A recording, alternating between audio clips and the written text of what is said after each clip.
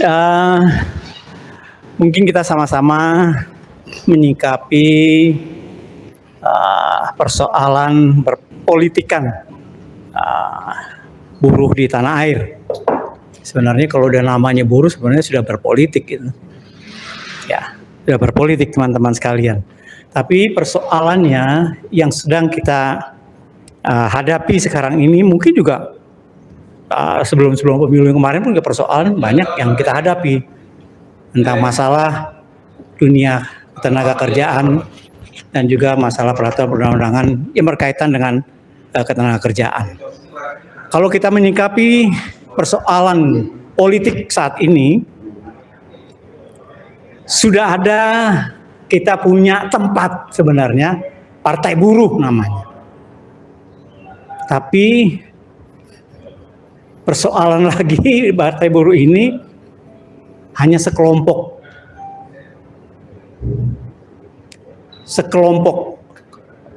orang yang menguasai. Sebenarnya kalau ada namanya partai itu, dulu Partai Buruh, itu harusnya semuanya yang namanya buruh, federasi, konfederasi, atau yang tingkat bawah, PUK, DPC, DPD, namanya serikat pekerja, itu harusnya menyatu di Partai Buruh.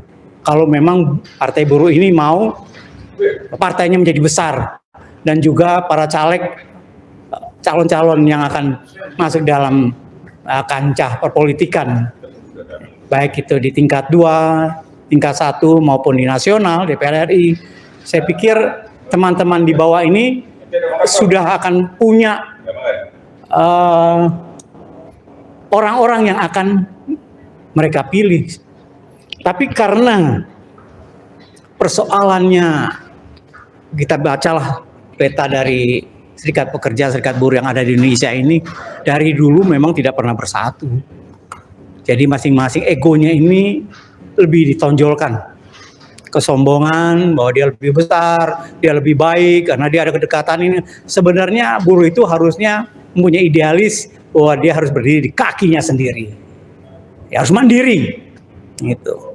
Ya, kita tidak boleh ada sokongan sana, sokongan sini. Ya, kita harusnya berdiri di kaki kita sendiri supaya bahwa independensi kita tuh lebih kelihatan bahwa kita ini benar-benar serikat buruh, ya, yang benar-benar mandiri. Ya, dan dari kita pun juga tidak bisa sebenarnya dipakai oleh ya politik-politik yang sekarang ini sudah liar lah mengincar pada teman-teman serikat buruh ataupun serikat buruh sendiri yang datang, ya. Tapi sebenarnya kita harusnya sebagai serikat buruh, ya, itu harus mempunyai sikap yang benar-benar kuat, ya, komitmennya kuat terhadap visi dan misi kedepannya seperti apa sih serikat buruh ini pentingnya. Bahwa kita ini kan hanya untuk kepentingan pekerja Indonesia ini supaya mendapatkan kehidupan yang layak, ya, kehidupan yang layak bersama keluarganya. Itu sebenarnya tujuan kita, bagaimana supaya pekerja atau buruh ini bersama keluarganya mendapat hidup yang layak. Nah, bagaimana sekarang dari serikat buruh menyikapi itu? Kalau kita lihat, kalau memang sekarang kita tidak mandiri, ya, kita tidak independensi, ya, independen, ini kegoyang kemana-mana sehingga kita ini jadi tidak jelas posisinya. Mau arahnya kemana sebenarnya? Gitu. Terlebih-lebih ada Partai Buruh yang sebenarnya kalau untuk Partai Buruh buat kami sebenarnya kita suka-suka saja. Itu wadah sebenarnya. Tapi karena di atasnya atau pengurus ataupun siapapun yang sudah ada posisi di sana, itu egonya masih dipakai terus. Jadi tidak jelas sebenarnya. Tidak berlogika ya. Tidak berlogika dan tidak berdialektika. Iya, dan posisinya juga, ini benar nggak sih Partai Buruh? Orang bertanya jadinya. Kok jadi pro kapitalis? Nah, ya, jangan disangka pekerja atau buruh di bawah itu tidak pintar, semua pintar. Dia paham, iya. Gitu. Jangan dibodohin. Mereka tuh pada pintar semua, pada tahu arahnya kemana nih sebenarnya Partai Buruh. Ya kan? Dia lihat dari bawahnya dulu, arahnya federasinya, konfederasinya mau kemana, ya. Nah, sekarang ini kita sudah tahu persis. Kemarin ada musyawarah besar Pak Jokowi dengan relawannya, ada 3 nama yang untuk bersiap untuk menjadi orang nomor 1 Indonesia. Ya. Ada di situ Ganjar Pranowo, ada di situ Erlangga, ada juga Prabowo. Itu adalah orang-orang yang masuk dalam lingkaran pemerintahan yang sekarang. Yang di luar ada juga Bung Anies Baswedan, ya, dengan partainya. Ada juga Jumhur Ya. Hidayat. Jumhur. Hidayat. Nah, itu Jumhur itu calon presiden Indonesia RI nanti itu Jumhur Hidayat. Amin. Ya. Ya. Dan saya pikir Pak Jumhur ini kalau saya melihat orangnya netral. Siapa aja dia rangkul. Itu yang sebenarnya jadi ketua buruh atau presiden buruh itu harus seperti itu. Ya. Cocoknya Pak Jumhur ini jadi ketua umum atau presidennya partai buruh, cocok. Karena dia merangkul semuanya. Ya. Dan di bawah pun kekuatan kita akan realita kelihatan. Dan tidak ada egosentris di situ. Ya, tidak ada egosentris. Mau merakyat, mau turun. Ya, siapapun juga, petani, nelayan, Mahasiswa, pekerja buruh, mahasiswa, ojol. ini ojol, Iya. itu akan benar-benar pasti, dan saya yakin bahwa partai buruh akan menguasai Senayan. Ya, karena orang sekarang menilai ini siapa di atasnya. Ya. Ya, kita lihat di sana orang-orang kayak Bung Iqbal, dia masih ada di konfederasinya KSPI. Bung Ani Gani ada juga di Tadi kan bukan anggota partai buruh, Ya. tapi orinya aja orang-orang dia kan PDIP. Ya, masih ada mereka perjelas masih ada juga di sana itu. juga. Posisinya memang samar-samar lah, ya. Samar-samar. Ya. Jadi mau kita sebenarnya kalau memang itu adanya partai buruh yang sekarang ini ada, ya dia harus benar-benar mempunyai kemandirian. Jadi kalau memang siapa yang menjadi pengurus di sana, dia harus bebas dari serikat pekerjanya. Dia harus lepas. Bung Iqbal dari KSPI lepas. Bung Andi Gani kalau mau masuk sana juga lepas dari KSPI. Jadi dia netral, semuanya akan dia rangkul. Orang kan tidak melihat dia dari KSPSI, dia dari KSPI. Jadi orang di bawah pun juga menilai, ini yang benar sebenarnya. Gitu. Dia tidak ada ikatan lagi bahwa dia netral, siapapun juga dia bisa rangkul. Jadi, Tapi mencalonkan diri supaya kita banyak posisi di Senayan. Dan juga mungkin di tingkat 2, tingkat 1. Kalau memang benar-benar ini partai buruh ini mandiri, tidak terbawa gesekan partai-partai lain, ya saya pikir ini akan menjadi kekuatan yang luar biasa. Politik buruh. Ya. Jadi saya berharap pada teman-teman sekalian, pekerja buruh Indonesia, Anda sudah tahu, paham lah sebenarnya. Saya pasti mengerti bahwa teman-teman ini orang pintar juga. Walaupun buruh pekerja, saya yakin Anda juga pintar, Anda juga tahu politik, gitu ya. Jadi Anda bisa menilai siapa sebenarnya nanti yang akan Anda pilih. Yes. Ya. Sekarang akan banyak nanti pada saat-saat tertentu, ya orang akan memberikan hadiah-hadiah, Iming-iming. hiburan-hiburan. Iming-iming ya. Ya, iming-iming biasa lah untuk 5 tahun sekali. Ya, tapi Anda harus cerdas, ya menyikapi ini. Supaya sekalian Anda harus berani berbicara, ya. Kebebasan berbicara itu ada di undang-undang, ya, jadi nggak perlu takut, gitu ya. Jadi Anda punya hak karena satu suara Anda itu menentukan nasib masa depan bangsa ini. Satu suara, jangan salah, ya, itu menentukan nasib masa depan bangsa ini. Jadi Anda harus berani, jangan takut. Uang, ya itu cerdas-cerdas Anda saja, pasti akan kemana-mana, itu liar. Ya, biasanya pada saat-saat hari-hari tertentu itu pasti saja ada. Jangankan Anda, mungkin semua kami serikat pekerja atau ini ya pimpinan-pimpinan pasti ada saja. Ya, ada titipan paket lah istilahnya. Ya, dari ojek. Jadi kesimpulannya apa, Bung Karel? Ya, jadi kesimpulan apa himbauannya kepada kaum buruh Indonesia? Ya, jadi seperti apa yang saya sampaikan tadi kepada teman-teman sekalian buruh. Jadi lihat calon yang akan kita pilih untuk menjadi orang nomor 1 Indonesia itu orang yang benar-benar mau memperjuangkan nasib buruh. Ya, mau memperjuangkan nasib buruh supaya mendapatkan hidup layak. Karena ini kontestasi 5 tahun. Ingat, ya. Jadi Anda jangan salah, gitu ya. Jangan salah, ada persoalan buruh sama investor. Ya, padahal harapannya, tapi enggak. iya maksudnya kan kalau turun ke gorong-gorong, rakyat, itu. kesannya kan bela rakyat, Kesannya bela rakyat. bela wong cilik, ternyata Betul. bela wong licik. Ternyata Ternyata ya begitulah kondisinya. Yang akhirnya di 2019 saya diajak kembali pada saat itu. Diajak kembali, suruh menjadi ketua relawan buruh sahabat Jokowi. Tapi karena 2014 sudah disakitin, ya saya nggak mau lah mulai. Iya, soalnya keluar PP 78 Nah, loh, iya. 2015. 2015 itu. Nah, nyata-nyata 2019 presiden terpilih kembali tuh Pak Jokowi gitu kan. Nyata-nyata lahirlah Omnibus Law. Nah, ini sebenarnya sebagai ajang klarifikasi juga buat rakyat Indonesia yang sedang menonton Logika Rakyat. Jadi yang kita bawa ini, kita menolak Omnibus Law ini sebenarnya bukan hanya masalah tenaga kerjaan saja. Seluruhan yang ada di Omnibus Law itu kita tolak. Gitu. Jadi suka ada yang bilang, kemarin saya kaget juga pada saat May Day. Pak Ganjar menyampaikan bahwa hasil pertemuannya dengan perwakilan buruh, ternyata buruh itu menolak hanya klaster tenaga kerjaan. Ini namanya apa ya kalau saya bilang? Pembodohan publik. Karena yang kita tolak itu tidak hanya ketenaga kerjaan, tapi keseluruhan, gitu loh. Keseluruhan tentang isi daripada Omnibus Law. Nah, terkait arah politik buruh mau seperti apa di 2024, ya saya sih tinggal mengajak kawan-kawan buruh secara khususnya, umumnya adalah rakyat Indonesia gitu kan. Sudah mulai pada pinter lah melihat kondisi para calon yang ada.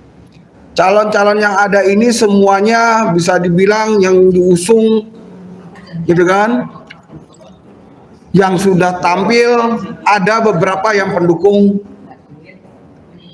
Omnibus Law. Ini menjadi kacamata kita. Yang bikin kaget lagi, mau kontrak politik dengan calon. Ini yang bikin saya kaget, kontrak politiknya mau seperti apa.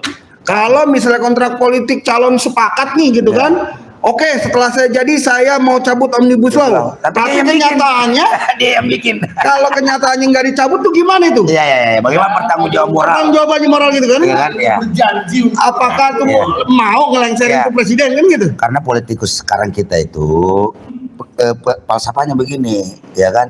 Janji tinggal janji, ya kan? Gue udah syukur gue janji, masa gue mau tepati lagi? Itu dia. Makanya ini yang harus menjadi pemikiran kita bersama. Jangan terbuai oleh janji-janji politik kembali. Kita rakyat Indonesia harus sudah mulai pintar membaca arah politik para calon. Calon ini mau seperti apa? Arahnya mau kemana? Kan gitu. Yang jelas kalau kami ASB, konsentrasi kami pada saat ini adalah gimana caranya Omnibus Law itu bisa dicabut Tanpa syarat. tanpa syarat. Iya. Nggak ada kontrak-kontrak politikan. Gitu. Mungkin bisa diulas sedikit terkait resolusi Majalengka kemarin. Bung Andi kan yang paling viral sebagai MC. Sebagai MC ya. Iya. MC dadakan itu. Jadi MC-nya Bu, jadi MC-nya dadakan. Ya. Yang jelas dari resolusi Majalengka ini kita sudah sepakat bahwa ASB sepakat tetap pada garis perlawanan untuk mencabut yang namanya Undang-Undang Cipta Kerja yang sekarang bernomor 6 tahun 2023. Caranya gimana? Kita mengajak seluruh rakyat Indonesia, ya, khususnya adalah seluruh pekerja yang ada di Indonesia, siapapun, level apapun, mau level pabrik, level kantoran, karena semua kena imbasnya. Ayo bareng-bareng, tanggal 10 Agustus. Tanggal 10 Agustus kita turun ke jalan bareng-bareng untuk mencabut Omnibus Law. Penuhi istana. Yes.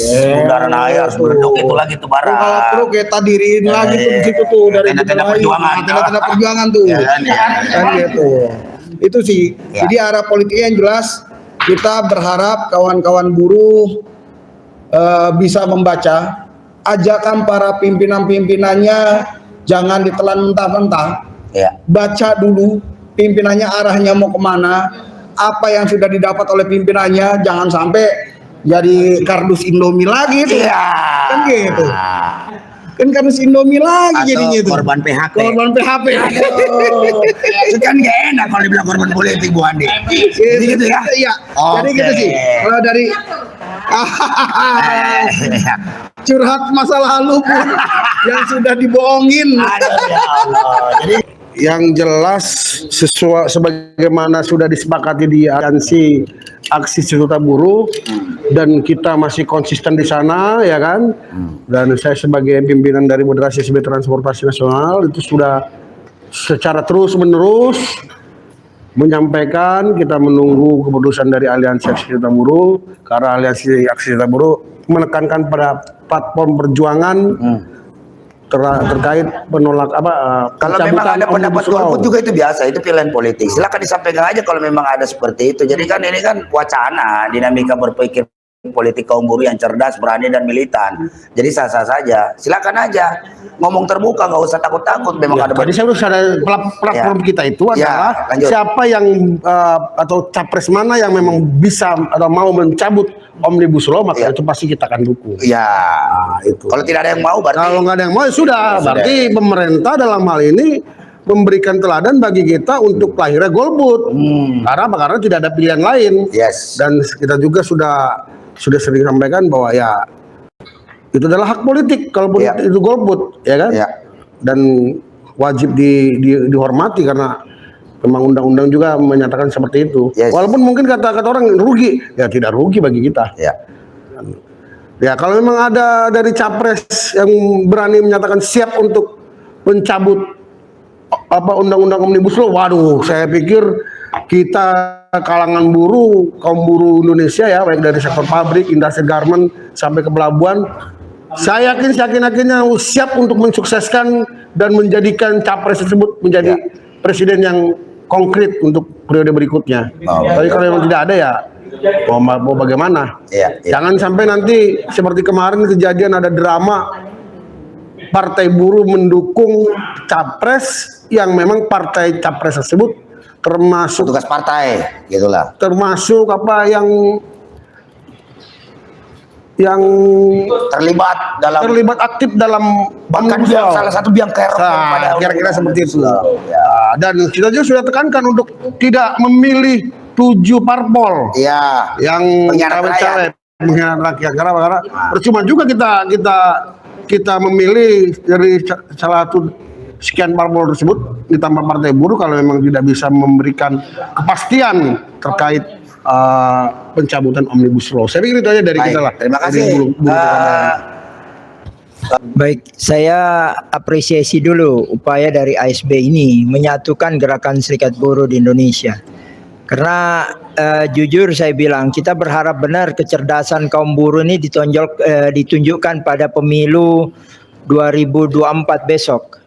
Karena angkatan kerja formal di Indonesia itu sekitar 30 juta orang. Angkatan kerja formal ya? Iya, formal.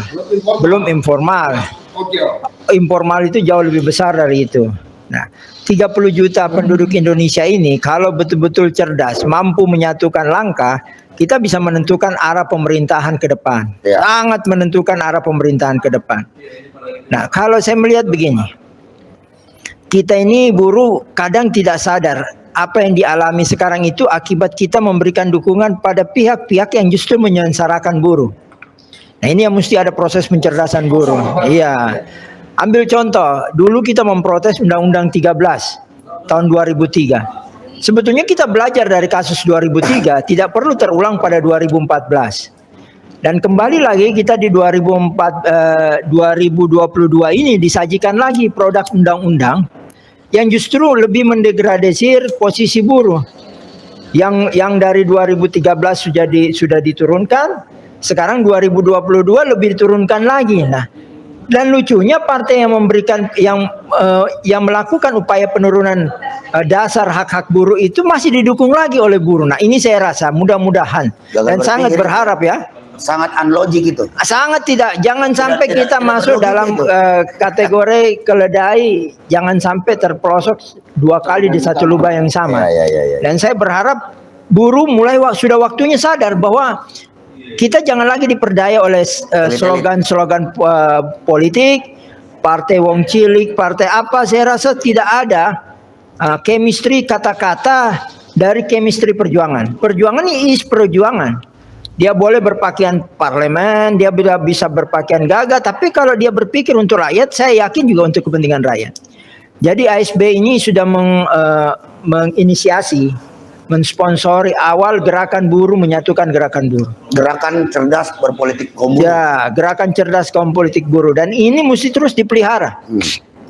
Terus kita lakukan pencerdasan terhadap kalangan buruh, bahwa jangan lagi mengulang kesalahan. Kita jangan memelihara salah-salah kita. Jangan dengan alasan bahwa itu ada bahasa pribumi, bahasa apa. Saya rasa itu cuma slogan. Sudah waktunya tinggalkan kata-kata itu.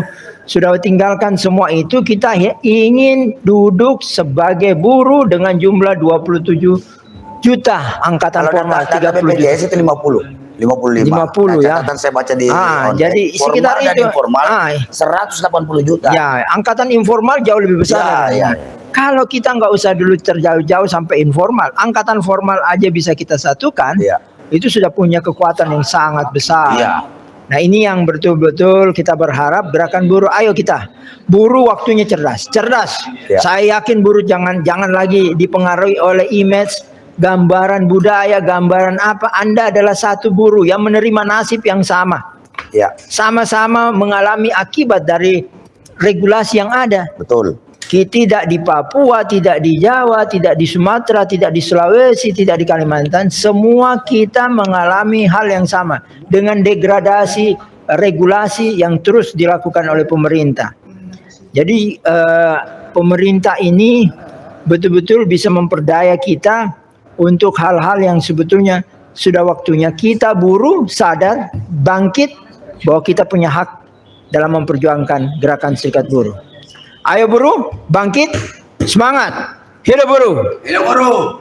Alhamdulillah kalau kita dipercaya orang. Ya, alhamdulillah. Walaupun kita bukan partai politik ya.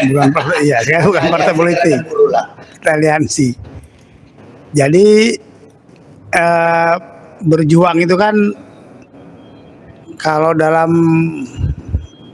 kalau saya kan agama Islam. Karena itu berjuang ya saya sesuai dengan apa yang diperintahkan oleh Quran Sunnah. Ya gitu aja, sederhana sebetulnya.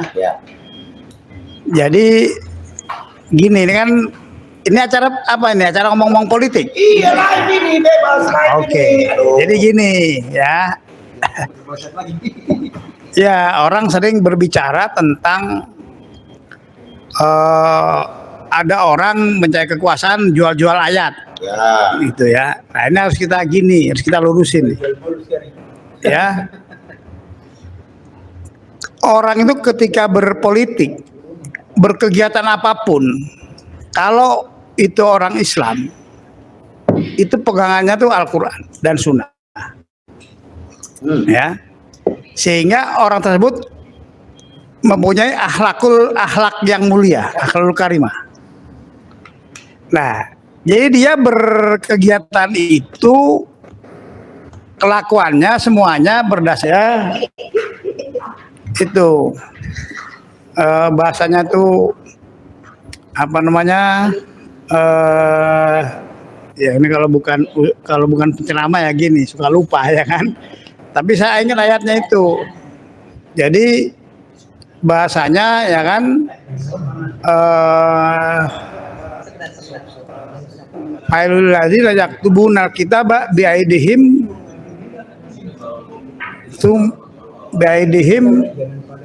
maka ya maka min indilahi liastarubi sama nangkolila. Yang artinya liastarubi itu sama nangkolila itu menjual ayat-ayat dengan harga yang murah. Ya banyak gitulah. Ya. Tapi itu harus kita ini lagi ya apa namanya itu. Tapi yang jelas itu banyak gitu. Ya baru banyak taruh bihi sama nangkolila ya kan gitu. Ya, nah itu yang itu baru itu orang jual-jual ayat harus dibedakan. Jangan semua dipukul rata. Dipukul rata bahwa orang kalau pakai ini apa namanya gerakan Islam kemudian menjual ayat, bukan. Lihat kelakuannya. Dia menjual ayat atau dia beraktivitas berdasarkan ayat-ayat. Iya, iya.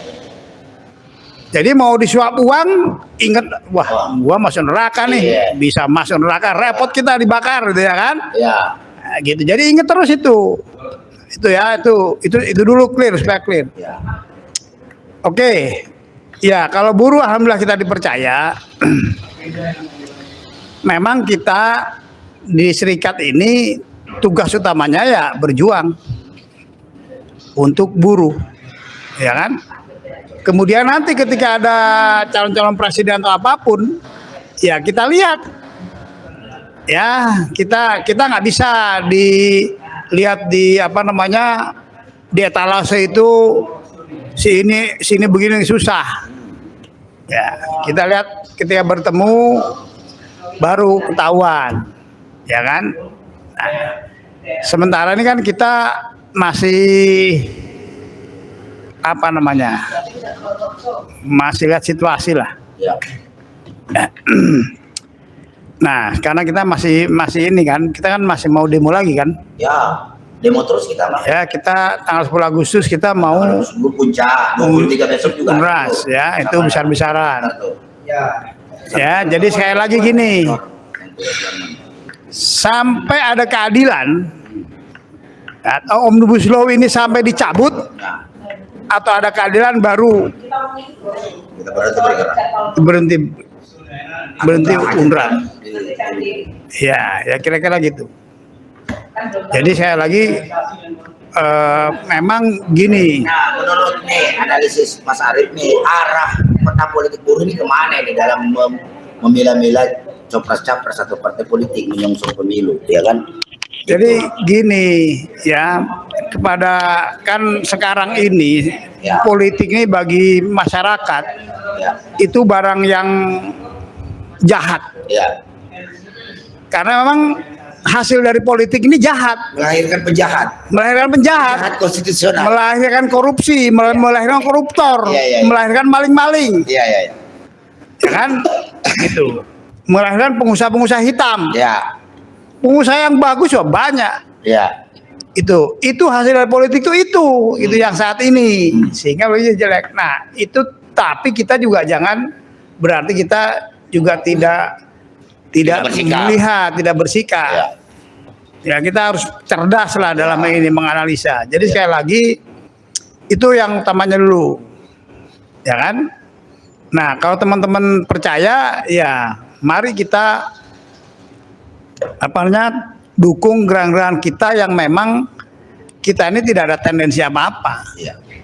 Kita selalu terbuka. Rapat kita kan terbuka, Ya, live lagi. live. Dan kita bersama-sama, nggak ada yang disembunyikan. Iya, Ya kira-kira gitu. Jadi ya tolong kalau teman-teman satu komandonya itu sebetulnya kalau bahasa dalam Al-Quran itu samina wa atokna. Iya.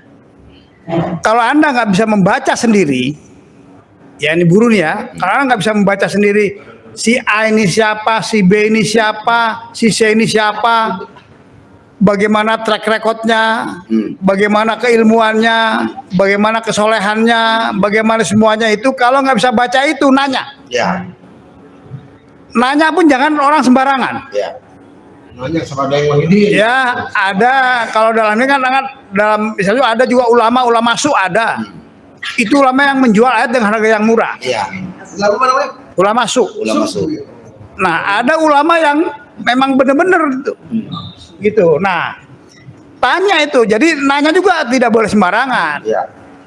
Kira-kira gitu. Ya, itu ininya. Nah, kalau buruh nanya sama pimpinan buruh yang kira-kira Anda layak percayai. Iya. Yang konsisten, yang apa namanya, lihat track recordnya lah.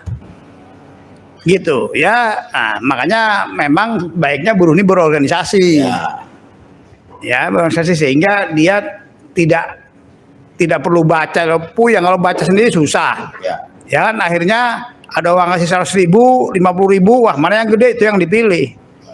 Makanya hasilnya kayak begini. Jadi kesimpulan Mas Arief apa? The point buat himbauan kepada kaum buruh Indonesia agar sadar politik berpolitiklah dengan cerdas, berani dan militan. Ya udah itu kesimpulannya. Oh gitu. Kesimpulannya golput. Kesimpulannya dia.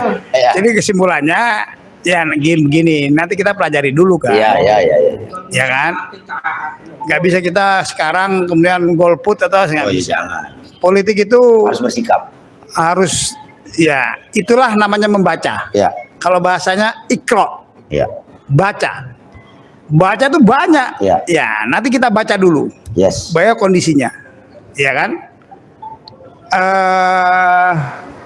Ya itu kan banyak lah dalam apa namanya pelajaran-pelajaran tentang bagaimana kita bersikap. Tapi intinya tuh baca, usaha maksimal, pelajari dengan benar, sisanya tawakal kepada Allah. Kira-kira begitu. Begitu ya. Oke. Iya. Ya. Dalam di dunia ini tidak ada apa namanya politik itu jelek. Yes. Nggak ada. Nah, Politik ini ya politik. ya. Yang di belakangnya itulah yang menjadikan jelek atau menjadi bagus. Ya kalau Anda salah milih ya jelek terus. Yes. Itu masalahnya. Terima kasih. Bismillahirrahmanirrahim. Assalamualaikum warahmatullahi wabarakatuh. Pertama-tama saya ucapkan terima kasih banyak kepada fans club Aliansi Aksi Sejuta Buruh yang hari ini sudah mewarnai Ya. apa yang kami lakukan, persoalan itu positif maupun negatif, Andalah yang bisa menilai. Ya. Tapi kami tetap berjuang. Apapun respon dari seluruh masyarakat, khususnya kaum buruh, kami tetap senang itu positif atau negatif. Karena kami ini adalah manusia biasa yang notabene mau berjuang minimal untuk diri saya sendiri maupun keluarga saya. Ya. Itu yang saya mau sampaikan. Yang berikutnya, yang tadi juga sudah disampaikan oleh kawan-kawan, persoalan hiruk pikuk hari ini, Ya. percaturan politik, soal capres, cawapres dan segala macam. Ya. Banyak yang hari ini menilai satu dengan yang lain bahwa ini nanti akan menjadi cebong, kampret. Tapi bagi kami sebagai Aliansi Aksi Sejuta Buruh, kami menghormati apa yang menjadi pendapat Anda, apa yang menjadi keputusan semua pihak, bahwa aliansi ini netral dan tidak mau memaksakan kehendak dan juga mau intervensi. Inilah yang harus kita sama-sama hormati. Karena siapapun boleh. Ada yang teman-teman menyatakan sudah tidak relevan lagi, saya harus memilih si A si B, saya mau golput. Itu hak Anda, sah. Terus hari ini mau dukung Ganjar, kalian mau dukung Prabowo, mendukung Anies, silahkan. Kami tidak membatasi. Karena kondisi yang hari ini memang belum bisa kita tentukan dari aliansi mau mendukung kepada siapa. Karena kami dari aliansi ini harus mampu membaca, mampu membawa misi dan visi sebagai aliansi, sebagai serikat pekerja, serikat buruh yang notabene mewakili anggotanya masing-masing.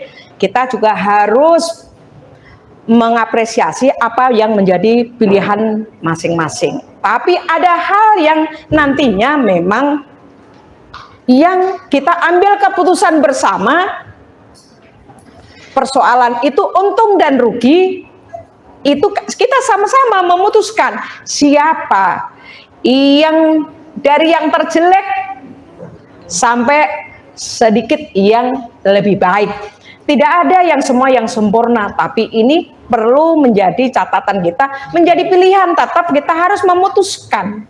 Tidak juga bisa kita nggak perlu deh ini, tapi ini harus kita putuskan kondisi hari ini. Kan itu. Karena bagaimanapun persoalan berbangsa dan bernegara ini, kita punya andil, punya tanggung jawab, kita punya tanggung jawab kita bersama, makanya mari kita sama-sama perbaiki. Yang tadi saya sudah sampaikan bahwa kita memilih yang sedikit lebih baik, untuk masa depan bangsa dan negara. Apalagi kita sebagai serikat buruh, serikat pekerja, pasti kita akan memprioritaskan siapa calon yang mampu merubah, mampu mencabut undang-undang Omnibus Law Cipta Kerja sampai ke turunannya tingkat bawah yang notabene itu merugikan kaum buruh. Sebenarnya undang-undang itu bukan hanya untuk kaum buruh, undang-undang ini adalah untuk rakyat Indonesia tanpa kecuali, bukan dari perburuhan, tapi ini juga dari untuk petani, untuk nelayan, untuk perbankan, untuk lingkungan hidup, dan untuk yang lain-lain. Adat istiadat itu juga ada di situ. Maka kita sama-sama, saya tidak akan menyampaikan bahwa hanya undang-undang cipta kerja, kita kerdil, kita ini berhubungan dengan satu dengan yang lain.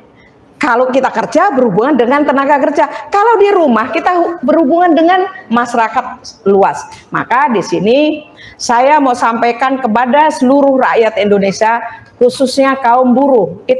Mari kita sama-sama, kita satukan tekad.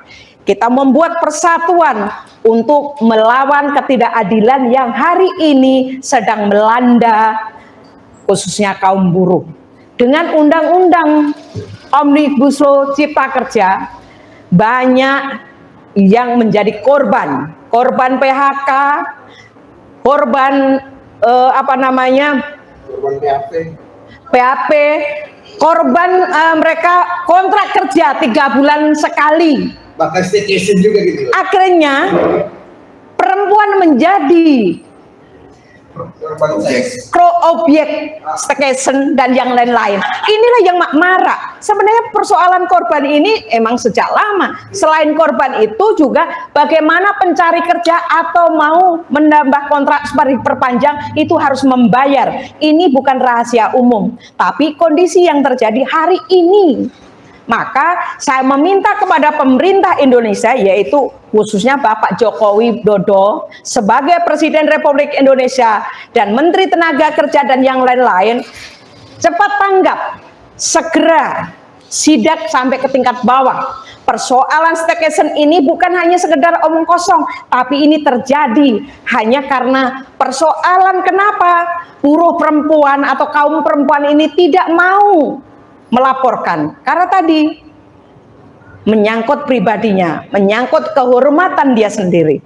Tapi selain itu kehormatan, buruh perempuan itu juga menjadi tulang punggung di rumahnya.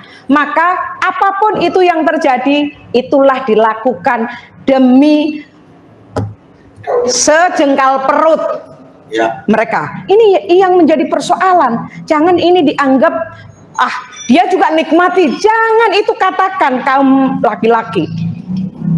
Kalian itu lahir dari rahim perempuan. Ini catat. Ini yang harus kalian jangan sekali-sekali melecehkan itu. Tapi kalian juga betul-betul jangan menjadi penjahat kelamin. Inilah saya meminta kepada Presiden maupun Kapolri segera tangkap pelaku dan penjarakan mereka agar persoalan-persoalan seperti ini tidak terulang. Kalau pemerintah khususnya Kapolri tegas dalam menangani kasus seperti ini. Jadi jangan nanti kasus ini ditanya alat bukti atau saksi. Inilah yang menjadi persoalan. Maka saya meminta kepada Kapolri agar Kapolri juga betul-betul ini khusus menangani persoalan staycation yang hari ini sedang marak akibat dari undang-undang Omnibus Law Tenaga Cipta Kerja.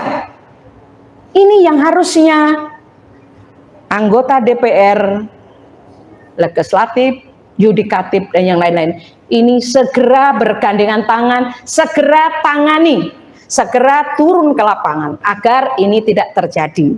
Sebelum saya menyampaikan bagaimana hari ini hiruk pikuk dengan persaturan politik, tapi untuk pemimpin ke depan harus mampu untuk memberantas persoalan-persoalan yang hari ini terjadi.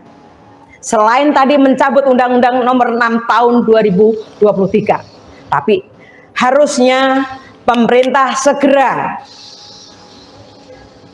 rapatkan barisan, segera ambil keputusan, karena persoalan inilah pemerintah, penguasa yang membuat persoalan ini terjadi, memberikan peluang terhadap pelaku-pelaku ini. Kenapa?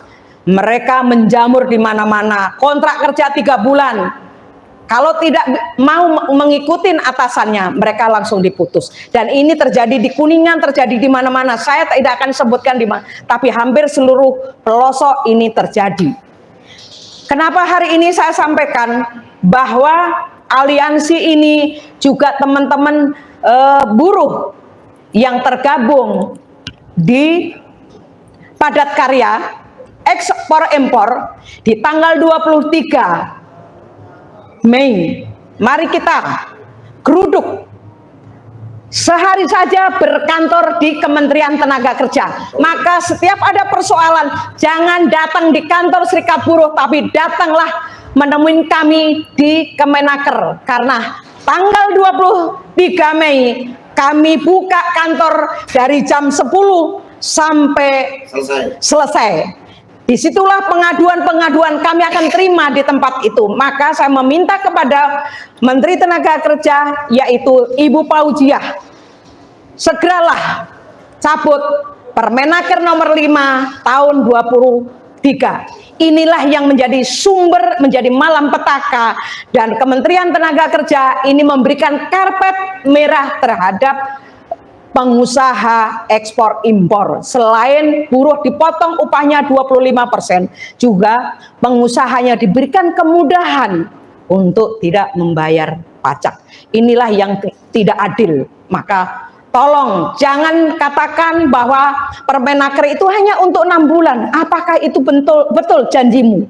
Tapi ini menjadi sanksi bagi kami. Maka kami dari Serikat Pekerja Serikat Buruh menyampaikan agar Menteri Tenaga Kerja untuk mencabut Permenaker nomor 5 tahun 23 tanpa syarat, karena inilah menjadi malapetaka bagi tenaga kerja padat karya, khususnya kaum pekerja perempuan. Karena apa? Di padat karya itu 75% sampai 80% adalah tenaga kerjanya adalah perempuan.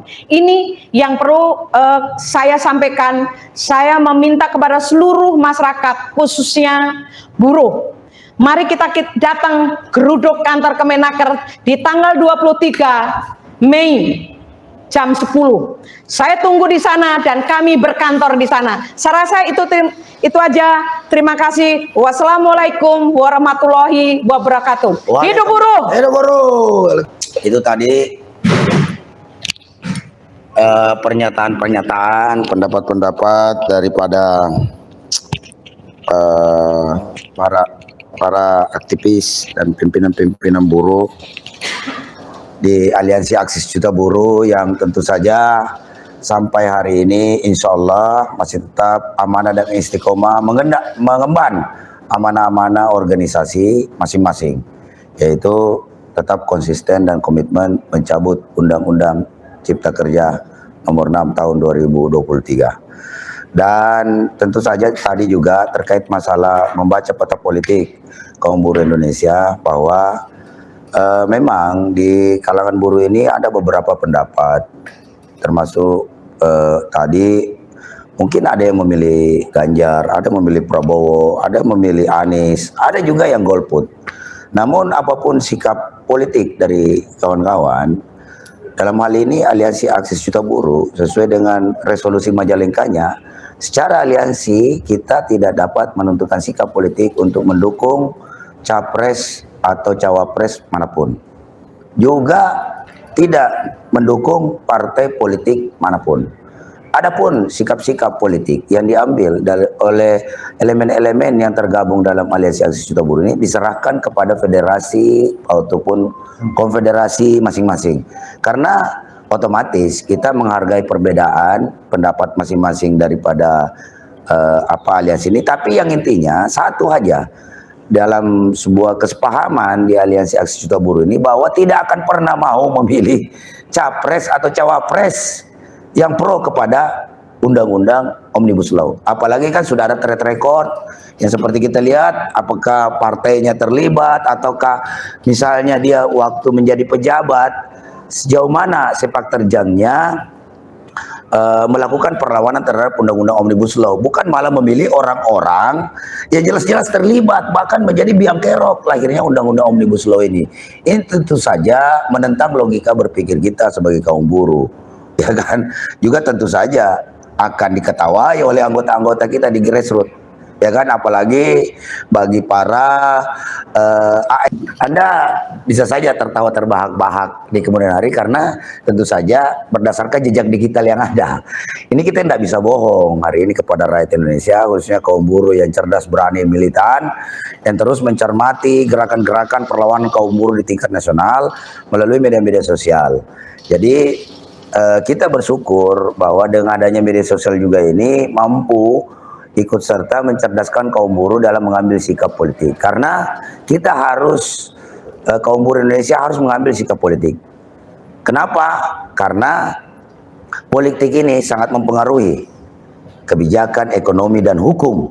Ketika kaum buruh kalah secara politik, maka otomatis akan kalah secara hukum dan ekonomi. Karena kebijakan-kebijakan hukum yang berlaku bagi seluruh Indonesia diambil atas dasar kebijakan politik. Demikian juga kebijakan-kebijakan ekonomi tidak akan mungkin dapat diimplementasikan pasal 33 ayat 3 di mana bumi, air, dan seluruh kekayaan yang terkandung di dalamnya digunakan sebesar-besarnya, semakmur-makmurnya untuk rakyat Indonesia. Itu akan sulit terimplementasi ketika kaum buruh Indonesia, rakyat-rakyat yang tertindas ini kalah secara politik. Karena yang dapat membuat kebijakan-kebijakan hukum dan ekonomi adalah penguasa. Kekuasaan direbut melalui gerakan politik. Maka dari itu, bolak-balik ujung-ujungnya ya buruh harus berpolitik. Ya kan? Namun jangan sampai arah politik kaum buruh ini menjadi tersesat di tengah jalan akibat kurangnya informasi, kurangnya pemahaman, kurangnya pengetahuan, kurangnya literatur, literasi, kurangnya diskusi. Bahkan cenderung hari ini kaum buruh, ya kan, mencermati elit-elit politik, elit-elit kaum buruh sendiri ini bermanuver politik itu kadang-kadang menentang logika berpikir akal sehat kita. Ya tentunya yang gerakan-gerakan begini jangan diikuti. Jadi ikuti langkah-langkah perjuangan atau keputusan-keputusan politik yang diambil oleh buruh itu sejalan dengan hati nurani, sejalan dengan akal sehat, sejalan dengan alur berpikir kita, sejalan dengan ideologi-ideologi perjuangan kaum buruh, kaum-kaum tertindas. Ya kan? Karena ingat, tidak berubah nasib suatu kaum jika bukan kaum itu sendiri yang mengubahnya. Ya kan?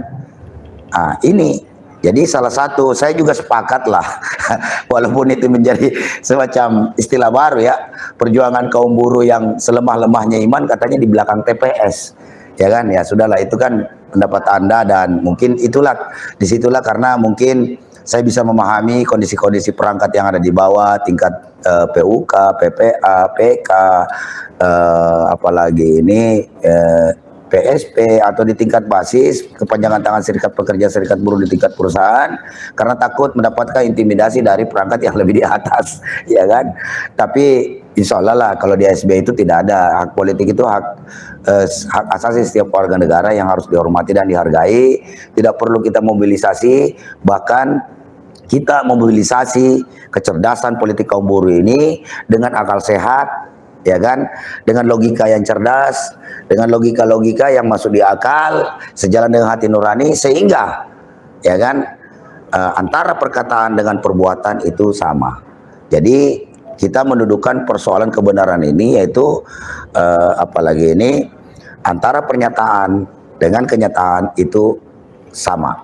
Nah, itu yang perlu garis-garis besar haluan negara yang dikeluarkan oleh Lesi Aksi Sejuta Buruh dalam menyikapi situasi politik di tanah air yang semakin hari semakin memanas, dan tentu saja suara-suara kaum buruh hari ini sangat menentukan di pemilu 2024. Namun kita sampai hari ini Aliansi Aksi Sejuta Buruh belum memikirkan hal-hal demikian terlalu jauh, karena kami tetap fokus bagaimana terus memperjuangkan aliansi penolakan minta pencabutan terhadap Undang-Undang Cipta Kerja ini melalui parlemen-parlemen jalanan yang kita ciptakan agar terus tumbuh berkembang dan kemudian juga nanti dapat dicermati dengan baik oleh kawan-kawan yang di daerah melalui media-media sosial, sehingga membuka wacana berpikir kawan-kawan, membuka hasanah berpikir kawan-kawan, membuka mata hati, mata lahir Anda untuk melihat kenyataan bahwa kondisi kaum buruh Indonesia saat ini sangat tertindas akibat lahirnya undang-undang Omnibus Law dan turunnya. Maka dari itu, sebagai buruh yang cerdas, berani, militan, yang memiliki harkat dan martabat sebagai seorang buruh, sebagai seorang bagian daripada penggerak perekonomian negara ini, mampu memilih keputusan politik dengan benar, jujur, benar, dan adil. Nah, ini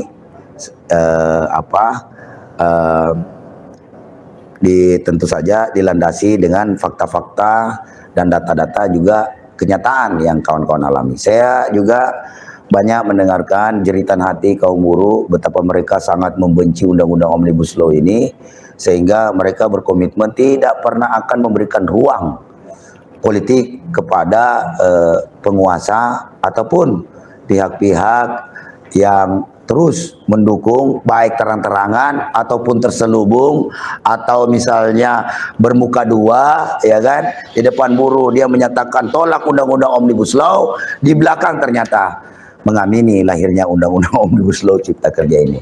Dan tentu saja tidak perlu saya sebutkan, kan nanti kawan-kawan bisa saksikan sendiri di media sosial siapa-siapa mereka, ya Anda yang menilai sendiri.